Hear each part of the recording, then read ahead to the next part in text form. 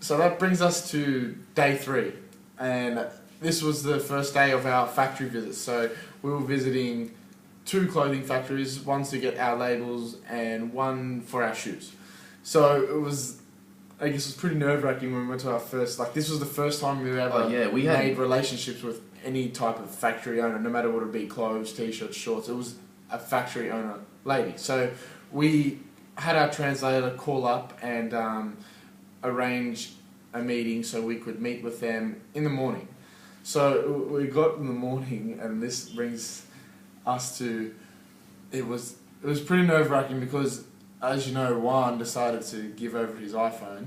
We had no form of communication, and we had Will's number, but our translator, we had his number, but when we went to the service desk, they had no idea about... we had no way of communicating. We said, this is the number. And then they were like, oh, sorry, we don't understand this. Like didn't even talk English. We worked it out a couple of days later that... You had to 3 zeros or something. Yeah, there was an addition at the start of the number that we didn't know. So they didn't know. The morning of our first factory visit, we were sitting in our hotel lobby saying, well, what the hell's going to happen? And we had no expectations whatsoever. Like we had no idea what to expect, what was coming. Like all we've heard from other people back home that had done business in China previously was that business in China is tough, and that if you can succeed in China, you're doing well. You're doing, yeah, that's right. So we met with we met with our translator. Eventually, he worked out we were at the hotel, and he met us there. And we told him how we don't have our phones, and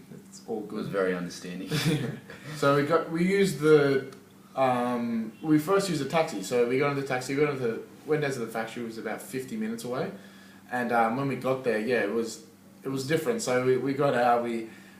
It's very different to customs. Like when you meet them, you have to sort of put 2 hands and sort of bow. It's not like a bow, like you're bowing to an emperor, but it's like a sort of a there's a lot of respect involved in Chinese business. Like there's a lot of to and fro. Like you give respect and you receive respect back. So I think the way business works here is they do a lot of business, but then afterwards they try to create a friendship around business. Yeah, that's true. But with obviously with the distinction that when you're working together, it's one thing, and then when you're out, it's another.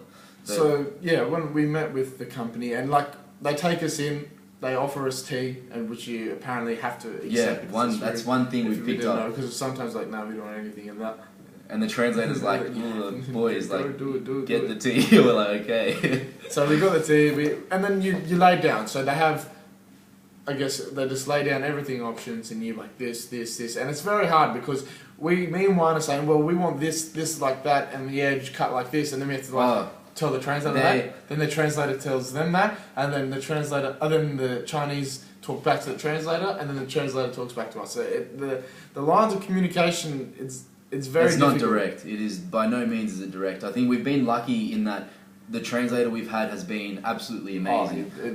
It helped us in incredible amounts. There's no way at all. Nothing has been. There's no way at all we would be where we are if we didn't have this translator, and that's the most key essential bit because communication. Because there is so much that can be lost in translation. Like the initial factory that we went to, most of them tend to have people that can speak English, but their English by no means is up to a good standard. It's just a basic sort of... It's very basic. And what we're going for is detail, and to get the detail across can't come across with the language barrier. So that's why the translator comes in. There'd be a lot of things that would be lost in translation if we didn't have a translator.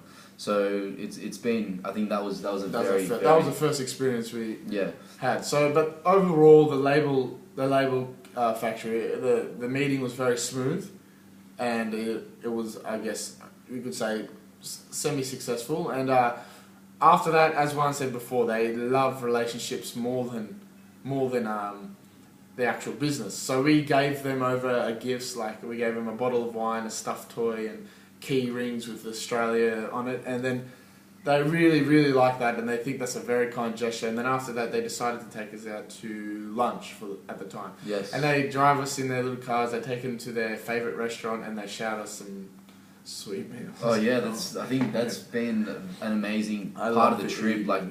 Not only I think we're getting an opportunity to come and see a different country, but I think we're immersing ourselves in their culture, and it's an opportunity that not many other travelers would get. Yeah. Like people would come and they see sights, they experience all these things, but they don't immerse themselves in the culture of like the country where they're staying. So and we immerse ourselves in the culture through business. Exactly. That's why we're seeing all these culture and ethics and all these type of situations where we're put into, where we can see what they do. That's much different to what we do back home. Yes. It's back home. In Australia, it's very transactional. So it's corporate. It's just cold. Whereas here, here, you do this service. personal. Okay, thank you. Here's your invoice. That's it. It's over. Whereas here, they want to get to know you. They want to make sure everything's, I guess, okay in relationship wise. Then they want to proceed with business. So you have to get the relationship right before you can proceed with orders. Like it always gets to a point where they feel that they have to ask you whether their friendship has been approved or not. So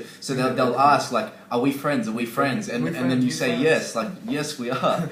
So I think that's a way of like overcoming that, and they can I think they see that acceptance as a way of them letting their guard down a bit, and I don't know. I think it just allows for a more personal relationship as opposed to the previous relationship where it's just talking about like orders and finalizing things and whatnot. But yeah, so that the label went well. Then after the label, we had planned for 2 factories this day, and that brought us to good old our mate.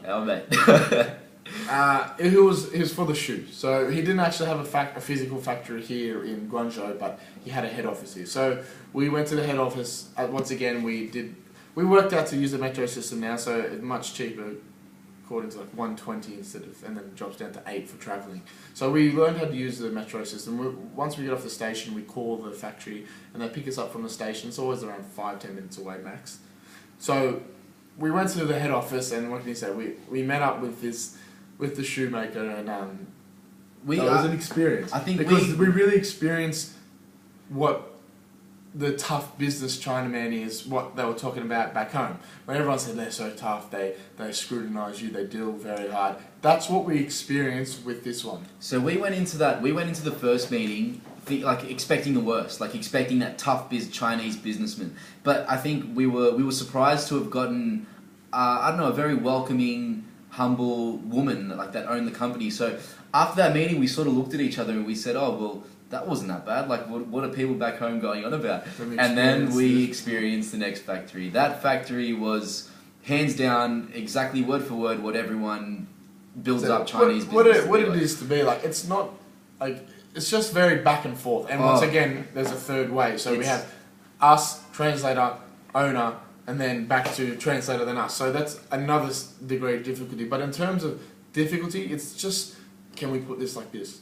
Oh. But it's not. Yeah, it's not that. It's the shortcuts. Like they try to take shortcuts. Just do this one. Just do this one. That's the perfect word for it. Like shortcuts. They're very lazy. Like in terms of if they could give you a substandard type of product, they'll do it. But you have to push for quality, and that's the difference. They try to get away with doing minimal. Like if you want a good quality product, you can get it, but you have to hustle. Like you have to work for it. Because if you don't work for it, and one thing that we came to accept is that we cannot assume anything. Like you can't assume that they know this or they know that. You have to drive it home specifically. Like you have to give them detailed specifications, exactly what you want, because otherwise you can't assume anything. You can't be like, oh, they'll get how you put that logo there. You can't. Everything is taken literally. Every single detail you put on is applied to what they make. Yeah, we came into we approached a couple of things thinking, oh well, they'll be able to work it out, or they might be able to do this, or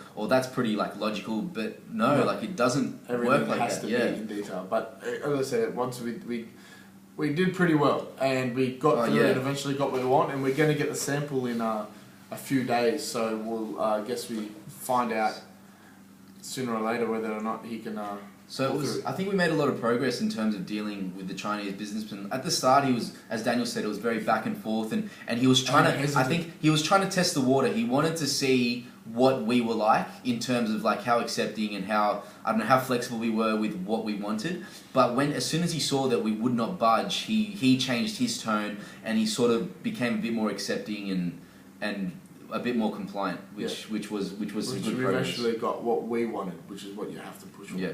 We wanted what we want, we came in with what we wanted, and we got it. So, end of the day, that factory visit I Yeah, call successful. I think that was After, and that's I guess there's a 3-stage process in making a successful relationship with the factory. And as first step is you meet, greet, talk about the specifications, what you want.